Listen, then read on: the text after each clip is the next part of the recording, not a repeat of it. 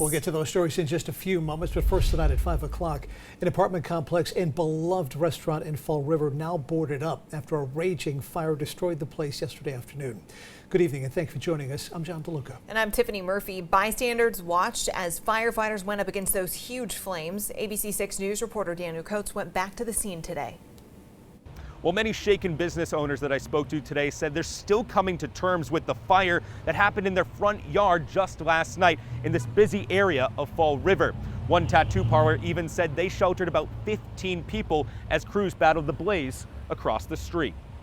A boarded up building sat quietly off the busy South Main Street in Fall River, nearly 24 hours after a fire ripped through Madagascar Azores restaurant, and an apartment complex that displaced 5 adults and 7 children entered the eyes of businesses across the area. This area is extremely busy. So when we looked outside yesterday and saw a bunch of fire trucks, just another day. Just another day, yeah. Bruce Delorier of the Fall River Tattoo Company, 25 yards across the street, says he's seen it all outside of his business of 3 years.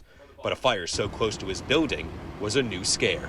It was in the back of the building, so it was kind of toward Dunkin' Donuts, and it was flames and smoke pouring out of that. That's what we saw. And of course, them moving people out of the Dunkin's parking lot, so on and so forth. We're in here, I'm tattooing, so I took my gloves off to go look outside, and I'm like, do we shut down? What's the process?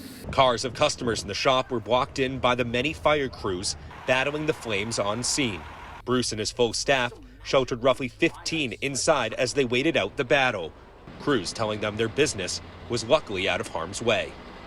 So there was a few people that were in the middle of long tattoos, and they're like, hey, can we get a pizza?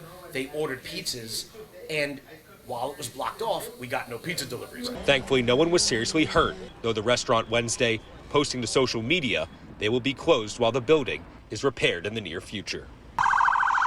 Fall River, action-packed, all day. That's all I've got. Yeah. In Fall River, I'm Daniel Coates, ABC 6 News.